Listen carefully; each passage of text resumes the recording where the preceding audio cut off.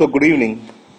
Today let us discuss about the Xi Jinping's visit, the China's premier visit to Pakistan. So understand the first point that after he taking the premiership, this is the first visit of Xi to the Pakistan. Before he visited Pakistan, he has visited India and many other countries. So initially it came in the international media that Mr. Xi is giving a snub to the Pakistan. But if you can see that, so the latest visit, it has brought with him around $45 billion of investments to the Pakistan. So in this, what are the advantages China is going to get? So it is going to get an access to Gwadar port. And this Gwadar port is at the tri-junction of South Asia, West Asia and Africa. So what is the major advantage of this? The China's dependence on Strait of Malacca for its energy resources is going to come down, and its influence on the maritime trade routes is going to increase.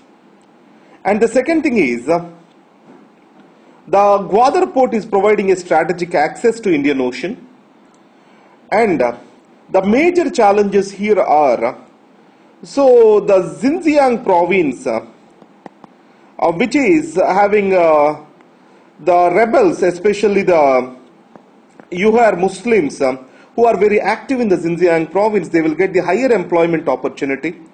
And at the same time, the entire economic corridor passes through a security sensitive zone. So in this case, Pakistan has issued for a better security. So, and added to that, it signifies the emergence of new geopolitical realities.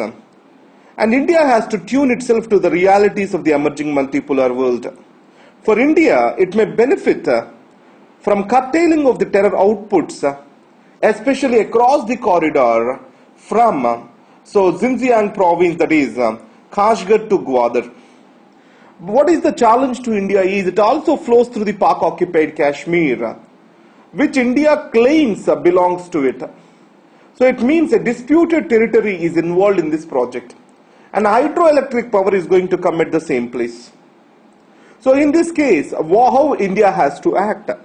One thing which is positive for India is, initially it was said that 8 diesel submarines will be given by China to Pakistan. Because of this, Pakistan may gain something called as second strike capability. So in this context, the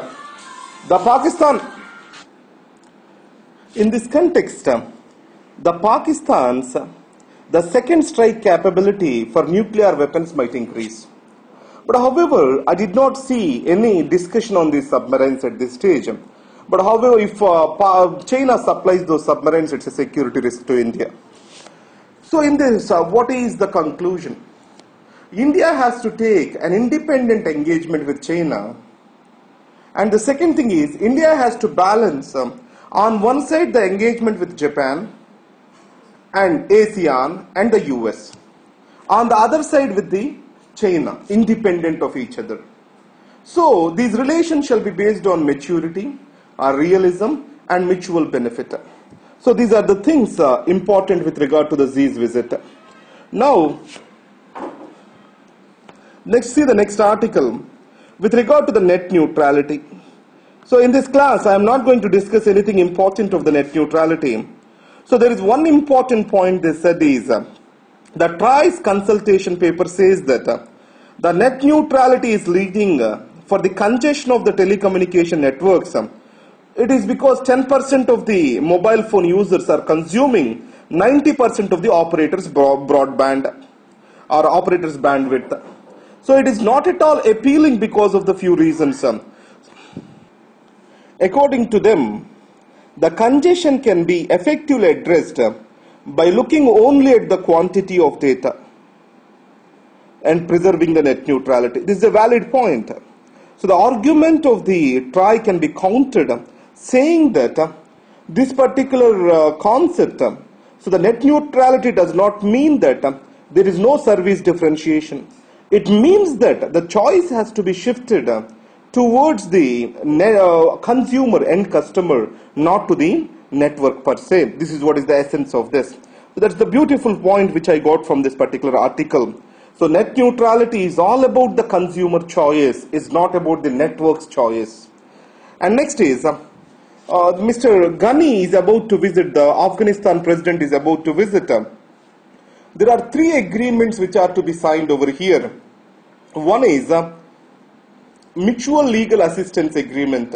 So this legal assistance agreement helps both the countries to cooperate on criminal and civil matters. The next is motor vehicles agreement. It allows India and Pakistan and Afghanistan to cooperate with each other. But however, unless in Afghanistan and Pakistan sign an agreement, which is already signed, India, Pakistan also signs a similar agreement, this will not be effective. It can be more seen as a pressure tactic on the Pakistan. So it provides for a trade between India and Afghanistan transiting through the Pakistan. And the third thing is, Afghanistan is hopeful that a trilateral trade agreement involving the Iran and India soon will be done with. Because we are building the Chabahar port in Afghanistan. So from India, so we will be accessing the Afghanistan bypassing the Pakistan through the Chabahar port in Iran. These are the developments which we are seeing. And we already know that there is a strategic partnership agreement between India and Afghanistan which was signed in 2011. So based on this, India is training the Afghanistan personnel, and also it is about to supply 3 Cheetah helicopters to the Afghanistan. So these are the things. Let us see how the facts evolve when Mr. Ghani visits India. And the next is, there are few important points on revamping public procurement. You know that in the budget speech, the finance minister talking about something called as improving the financial management in the country. So public finance system reform is central to the public procurement bill. So it means what the public procurement bill does. So there is lot of wastage because of the independent procurement and unorganized procurement and the lack of proper legal supervision, a single law. So now this particular article suggests some improvements to that. The first improvement is the bill is too complex, so need to be simplified. And the second thing is the post-tendering steps. After people file the tender, there is some other completion of the work, monitoring of the work, payments clearance. All these things also involves once the tender process is completed. So this entire enterprise management is not included in this part of the procurement bill. And the third thing is, you know, the judiciary has a huge delay in the country. So especially these kind of procurement activities fall into the judicial tightrope, then the delays will damage the procurement process. So what it suggests is we can create separate redress committees.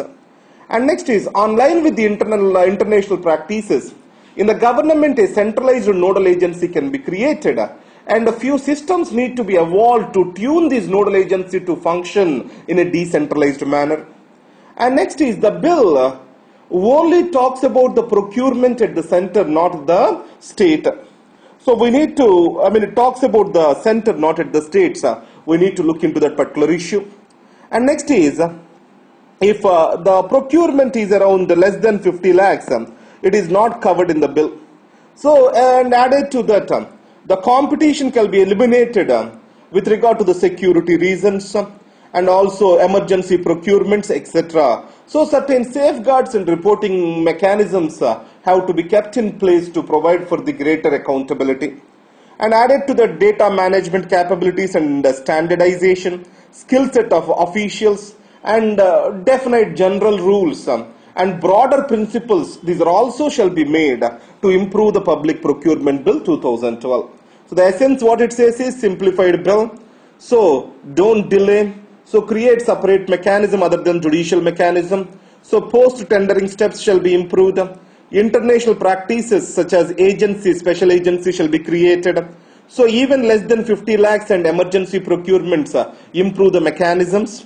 And finally, even where the competition is limited, we need to know the proper reporting structure and skill set of the officials, data management, improvement, standardization. All these things can improve the process of procurement. So it can improve the entire financial management and can save the government between 0.6 to 1.2% of total GDP, which is a huge sum, which can reduce our revenue deficit by almost 15%. The next article is about Hubble Telescope. I can see a future question over here. Especially International Space Station, already UPSC has asked a question. What are the achievements of the Hubble Telescope? It can be a question. And I am not a science teacher and I am not a physics teacher. I don't know much about that. But I wrote down few points which I'll talk over here. So once Hubble Telescope helped to understand the expansion of the universe and also helped to understand that universe is not only expanding but also accelerating.